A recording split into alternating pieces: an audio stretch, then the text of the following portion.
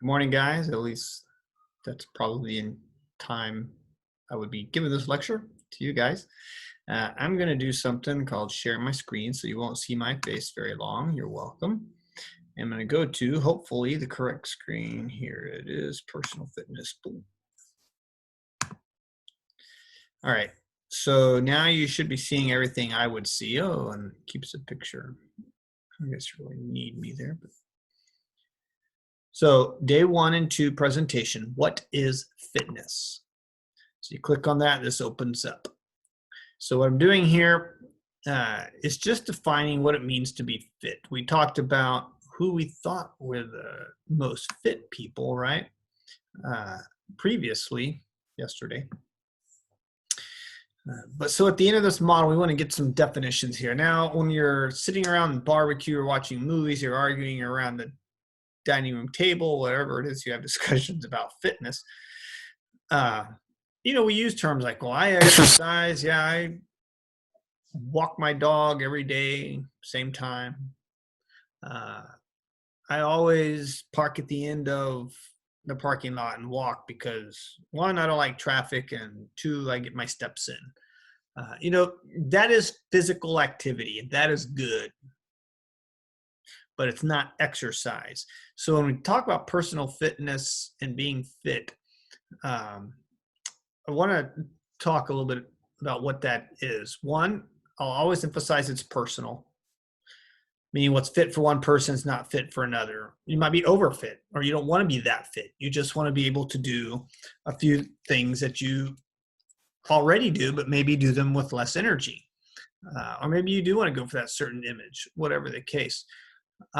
It's more about that breathing and that heart rate, okay, when it comes to fitness, not the size that counts. I remember a truck driver friend it was a friend of my dad's. I was a young guy. I was about 13, 14.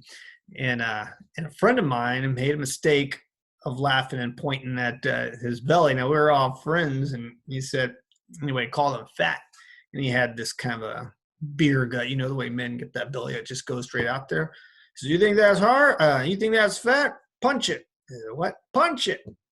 So as hard as I guess a 13-year-old might muster up a punch, he hit the guy in the stomach, and that thing did not jiggle, did not move. It was solid.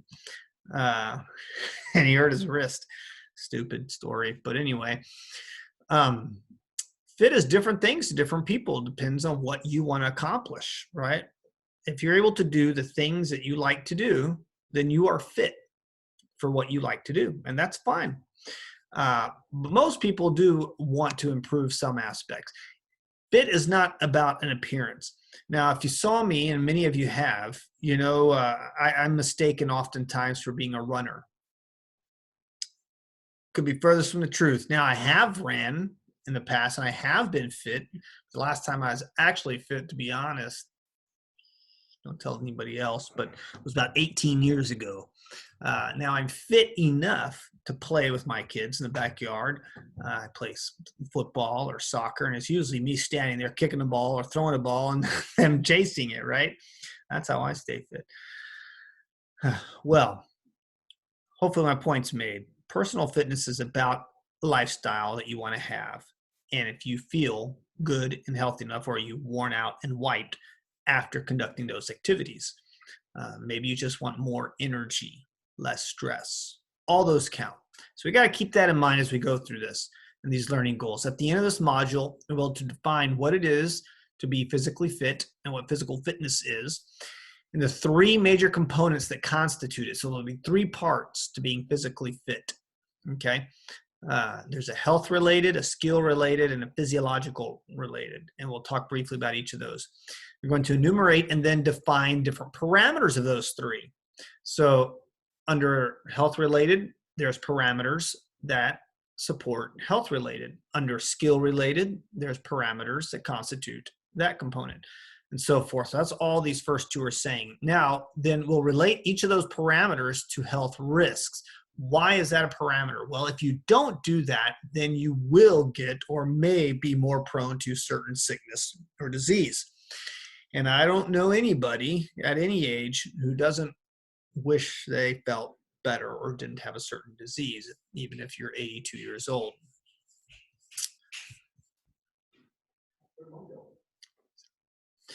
All right, so now we're going to go to number 4, test themselves to know the degree in which they possess these. I don't know if we're going to test yourselves other than your daily activity journals, and you should have an increase and feel better with time.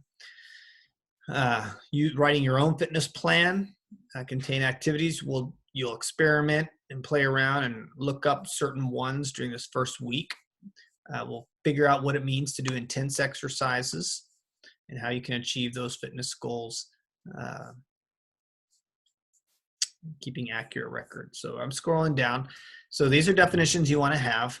And say these have been on past tests. I haven't made the test for this term yet, so I can't tell you they're going to be exactly, but I'll tell you each of these definitions were on the exams or the quiz for this unit and every other term before this. So physical fitness is a set of abilities that one possesses in order to perform physical activities. Walking the dog every night, walking 1 mile around the neighborhood, playing with the kids in the backyard. We might call that exercise commonly, but that is not exercise, as you'll soon see. That is physical activity, and it is good. It's just simply a set of abilities. Physical activity, then, is any bodily movement produced by the contraction of skeletal muscles that results in a substantial increase in energy or expenditure. So if it's more than just sitting there or standing there, it's going to take a little more huffing and puffing and breathing, then it was good physical activity. And there's various levels of that. If you're chasing your dog around the neighborhood, that's a little more moderate to intense, right? If you're walking your dog, that's going to be light or easy to moderate, okay? Just depends on who you are. You can become physically fit through exercise. So what is exercise? And those walks can become easier. Your physical activity becomes easier when you have exercise. And exercise specifically is planned. At this time, on these days, I'm going to do for this long, these exercises. You hear all that? It's structured, it's repetitive bodily movement. It has a goal in mind. There's intent. I want to build my upper arms and my thighs. I want to lose weight around my waistline. I want to be able to run a mile without getting cramps. You know, wherever you're at, you can improve. I want to be able to touch my toes. I want to be able to see my toes, whatever that might look like. You can exercise, that is, specific types of physical activities that are planned, structured, and repetitive bodily movement that works areas of the body for specific purpose. All right, so what are those fitness components we talked about? There's 3 of them. There are health-related components, skill-related components, and physiological fitness. In the first part of this, actually most of this term, up to about week 5 or 6, we'll be working on health-related parameters and a few skill-related. The last 2 or 3 weeks is skill-related. Physiological fitness, we're honestly not going to talk a lot about, and that's because you can't do a whole lot about it. Now, if everything you learn, you actually do in these next 8 weeks and pick up on a behavior or a pattern that lasts with you, in about a year or more, if it becomes a lifestyle, you can affect your physiological fitness. This is a type of fitness you gain over the long period. So health-related physical fitness consists of specific components that have a relationship with good health or a lower risk of illness, particularly hypokinetic. What is hypokinetic? Well, you know what a hyperactive kid is, bouncing off the walls. They're above activity level, right? Hyperactive. Hypo is the reverse. Slower, meh. Kinetic is to move. So low movement. So illnesses and health related to low movement diseases and conditions. What are those? Diabetes, obesity, possibly heart disease. Those related to low activity levels. And this is really hard because most jobs are hypokinetic. My job is very hypokinetic. I have to do active things to ensure that I stay flexible, limber, and physically active. Stretching if you had me in the classroom, you may or may not have seen me in the back of the room stretching my legs or swinging my arms, because I stand, I sit, I sit, I stand, I sit. If you're a registrar, you're at the register standing all day, you might walk back and forth, but you still get stiff. Some of you have more physically active jobs, especially if you work outdoors, possibly. If you work at a computer or medical clerk's office or doing billing, there's a lot of modern jobs that you're just at a computer all the time. So these are types of illnesses we could become subject to. Skill-related physical fitness. This is something that involves motor skills. You can improve coordination, things you can achieve a high level of performance of. So you might not naturally be a good dancer. You might not naturally be a good football player, basketball player, swimmer, runner, walker. It might be awkward, but the more you do it, the more comfortable you get. That muscle memory kicks in, the more natural you look. And we've all seen kids who have a more natural athletic movement to them, and some who may not look athletic, but they can still shoot. I remember a guy on my basketball team in 8th grade, and you learn early on to hold the ball, right, with one hand cup, and the other one you push it up, and it's kind of a flick of the wrist, right, and it's above your shoulders. This guy always flicked it from his waist. I can't even show you, but kind of his thumbs on the ball, and he just flipped it and put that backspin on it, but it fell in the basket every time, and it ticked me off. But anyway, it just didn't look right, but he was fast, and that's the way he shot. It didn't matter how awkward he looked. His body and that muscle memory, he had it down. So, motor skills, movement, these are things that have a relationship with skill related. So the two that I had picked for this class, as we'll talk more about later, is dance and modern arnis. It is stick fighting. These are things that you may or may not already be good at, but whatever you are, you can improve and take it up. And that's what we're going to look at. Okay. I'm going to go ahead and skip this for time's sake, since it's a recorded lecture. I'm going to go ahead and begin to pause and shut this one down. But fitness parameters, this is more for day 2. So we would pause right here after day 1.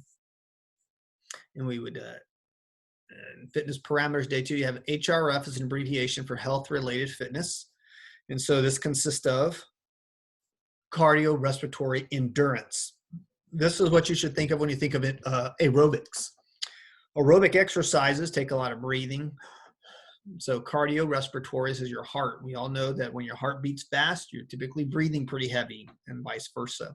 Muscular endurance, how long can you hold it or continue doing that activity? Strength, flexibility, body composition. You want to know these things are part of health-related fitness. You want to know these are the parameters for skill-related fitness, okay? Agility, balance, coordination, power. You may not naturally have these. Even if you have health-related fitness, you might not naturally have good balance, coordination, or power. But those are things that with time and exercise, you can improve for whatever kind of physical activity. All right, so we're going to call it there. We have an activity, and starting tomorrow or today, it's day 2, finding your pulse while at rest, and then doing a few light activities, as you'll see, and then trying to find it, and then monitoring your heart rate during those activities. And that's what it's all about. So as you do activities, learning how to quickly check your pulse. So you'll check 2. You're going to check your radial pulse. You follow your thumb. There's a bone, and come just to the inside using 2 fingers. You'll push and try to find your pulse there. Another way is your neckline. I'll do it here. So here's my jaw. Here's my Adam's apple. It's a little over and up, and right in there, you should be able to push.